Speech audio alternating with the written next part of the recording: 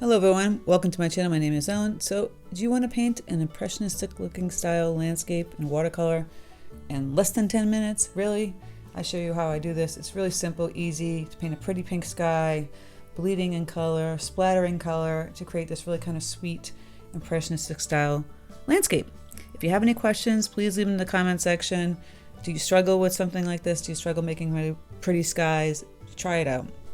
Also, check out my Patreon of ad-free videos, traceables, exclusive tutorials, and a live stream in the top tier. It's just a place people go and support my channel, which I appreciate so much. We also have a private Facebook group where we have weekly challenges and monthly giveaways. And you can check out that link in the description. So, without further ado, let's get painting a beautiful spring meadow landscape. Okay, for a really quick kind of abstract or just a loose landscape, I'm using a block from Fabriano. It's the bright white 100% cotton cold press. I'm using them in Princeton number 12 Neptune series. And I'm just going to use a flat wash brush, like 1 inch, whatever. So you want to mix up some color. If you want bright colors like pink, I have bright rose here. And I've mixed it with some of my cadmium red light to make it like a pinky rose color. Loosen up some yellow if you want like more of like a sunset, and depends what kind of color sky you want. So we want more pink. Just gotta go right in and grab my pink and think about where you want to land, kind of like right here. I have some water on there already, but maybe 3/4 way down. I'm just gonna start to put the pink in. Now you can get the sky, you can get the ground more wet, but I'm gonna do wet on dry. So here I'm getting wet. And I'm just kind of going like this on an angle, just really loose, putting that pink paint in. Get that pink sky, really kind of fun.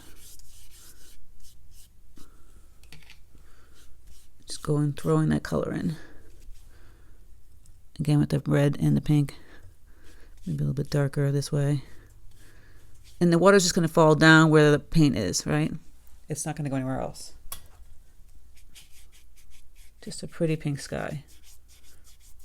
I'll clean up my brush and I'll kind of manipulate it out to the edges here and on top.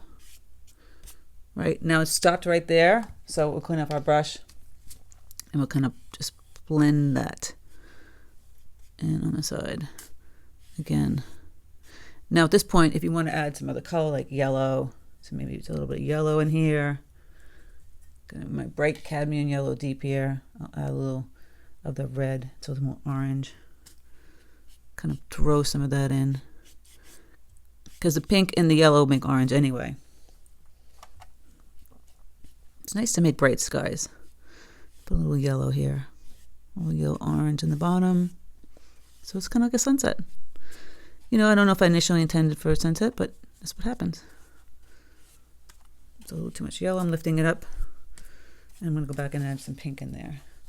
I'll put a little more in here, so it's not just like the stripe, kind of in between. See? Kind of dashing it, dashing through the snow. Now I'm going to grab more pink, more intense pink. Have that kind of come down.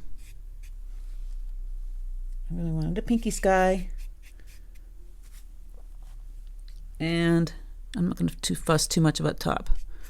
All right, it's doing this nice little movement over here.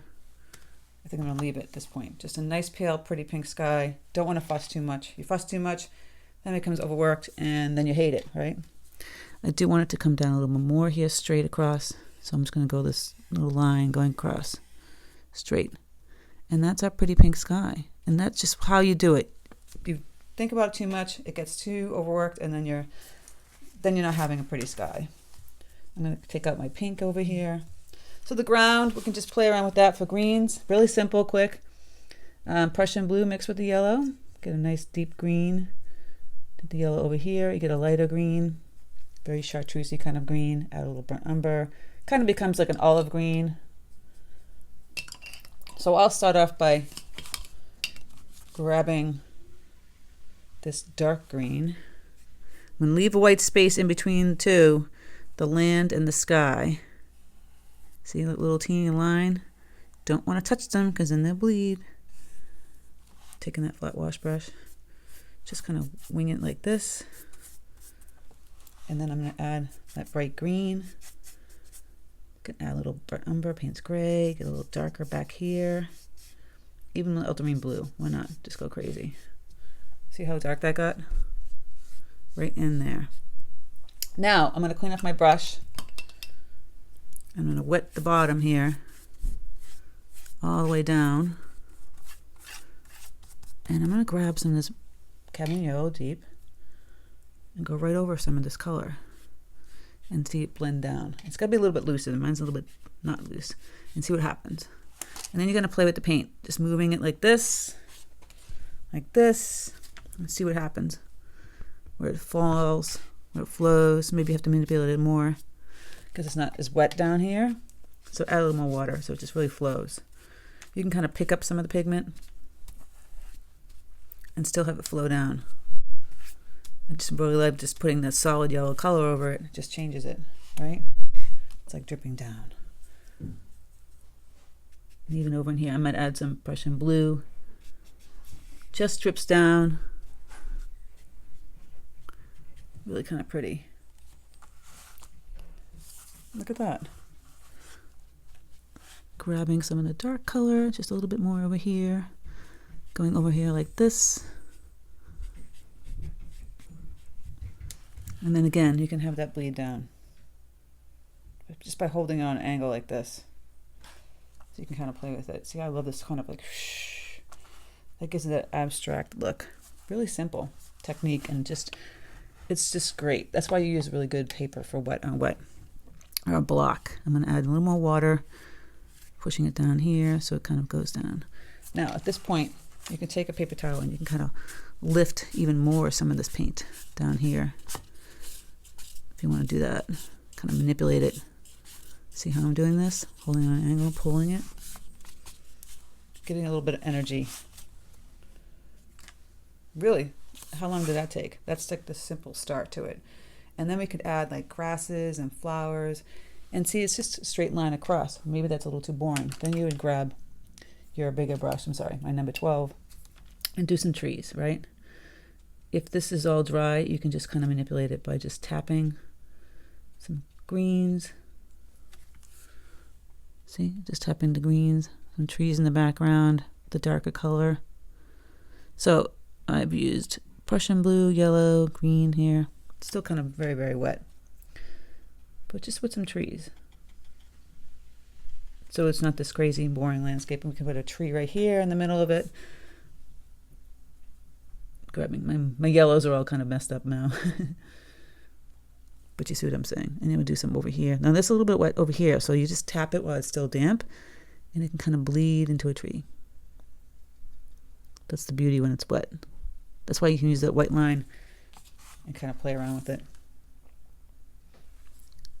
And add some darker color. It's still bleeding. You can go up like this with the tip of your brush. Make like a pine tree. Wiggle back and forth. Still damp. Fuzzy trees.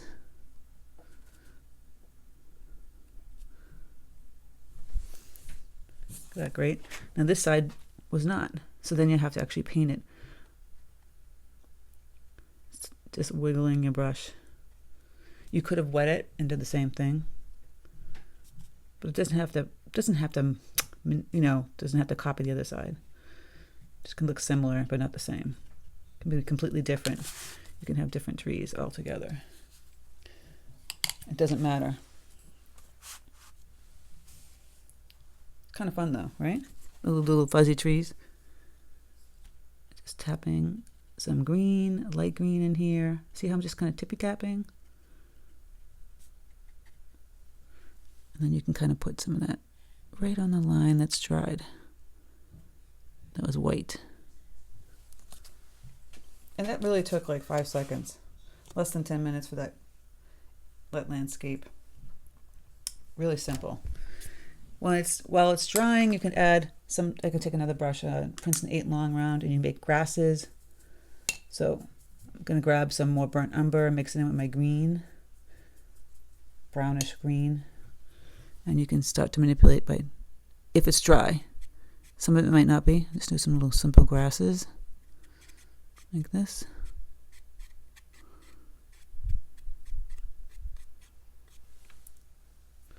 Don't have to do the grasses. You could have left them out. You could take a credit card too when it's still damp and play around with scraping for grasses too.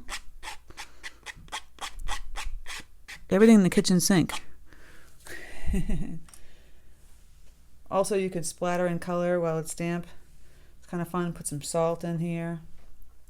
All that good stuff. Just really simple. You don't have to work too hard for a simple landscape. Sometimes I like to splatter a little gouache, white gouache, so it looks like little teeny daisies. I'm just going to activate some white gouache here. Just be careful not to get up top. If it's still damp, it will blend nicely.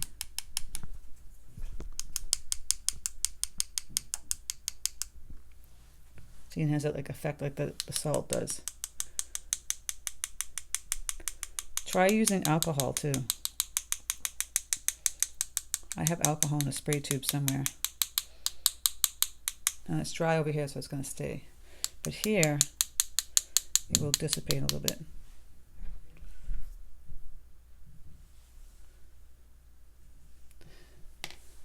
I was splattering with my brush here, and I'd had pigment on my brush. So now I got pigment in the sky. It happens. You know, you can splatter some pink. I'll definitely not use that same brush. Play around with this. Try some pink. See what happens. And yellow. And you've got your little cute little field of flowers. It's doing this shh. And I would take yellow. Mine's a little bit dirty. It's got too much green in there, but take some yellow. Do that as well. And you have a cute little meadow that was really simple to do.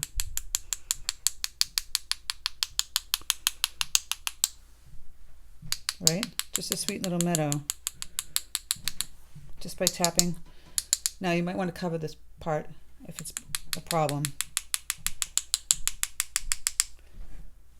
You can also do many colors in there. I have this color called lilac and verditer blue, which should be really pretty. The lilac's pretty. The verditer blue is really pretty. Here's the verditer blue. Squeeze that out, and we can tap that also. Clean up my brush. Get this loose. Not too loose though, because you want to be able to see that blue. See, and then you've got this pretty impressionistic. See, it's kind of up here a little bit, so you might have to cover the sky if you want to put that color in. Right from the tube, by the way. Cover, cover, cover. This is like getting the energy out. I love doing this. And we can do the lilac. Why not? Let's just get everything in the kitchen sink. Activate my lilac. I have some over here. I'm going to activate it. My other one's dry. Orange, any color you want. Now it's looking very Monet-esque. Remove. So I got some up here. You won't notice. If you do get some up in the trees and up in the sky area, kind of play around with adding in some trees to cover it. See, I'm covering those little splotches that I tapped by accident. Just adding some trees. No one would know.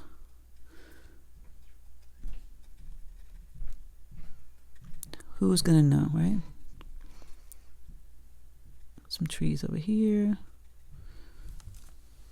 Really kind of simple. And I did the grasses here, but you don't have to do the grasses. You can kind of connect them to some of the blooms that you see. Now they've all kind of blended now, right? You can barely see them, but it's like a nice look. The melding and grasses. I'm just going to really come down here in the front. I love doing this. This is so much fun. So you see, they kind of all blended, the colors. It still has a nice sweet look. Really simple for an abstract, impressionistic look. It's really, it'd take you under like 10 minutes to do something like this. You could do this for a card and give it to somebody. It's kind of fixing those areas that I splotched. This is the trick. You're just going to have to put little extra trees in there. And you're good. By the way, while it's still damp, you can try and tap a little more white in there, the gouache. See, it's kind of dissipated. Gonna do little teeny tappy twos out here. These ones have dried, so you can kind of play around with that. This one's still kind of damp in here. Just kind of manipulating a little bit more. We've lost our lovely little white blooms. I'm going to go in and play around and adding them back in. Especially over here in the dark section. And don't be afraid to take your watercolor right from the tube, like the verditer blue, see, and go in and do this. And then you've got that impressionistic looking style. Really simple, quick, fast. See, and then tapping in the lilac, which I find so pretty, and the yellow. We really lost a lot of the yellow, but really quick, little cute field of flowers. Adding the yellow. It's just so much fun to do this. Put some grasses, swooping from the yellow. There you go. That is your very quick abstract, well, yeah, kind of abstract, impressionistic field. Very simple. Anyone can do this. And then the skill level that you have, you can just change it up. You can make it more intense trees. You know, go and add little branches, the tree trunks. Get inventive with this. I think the sky is the most fun, like doing the pink sky. And then just adding all this other extra stuff is the icing on the cake. There you go. If you have any questions, leave them in the comment section. Have fun painting the sky, adding in the bloom. See how I just, this one kind of did the fuzzy, makes a perfect little tree you can have fun with. And you can go back over it and add some deeper color too. You might want to try this color a little bit lighter in the background to do the fuzzy part, and then go over in the front with the darker color. Depends on how you want to do it. But really takes like less than 10 minutes to create a really sweet spring landscape. If you have any questions, leave them in the comment section. And have fun. Take care, and I'll speak to you soon.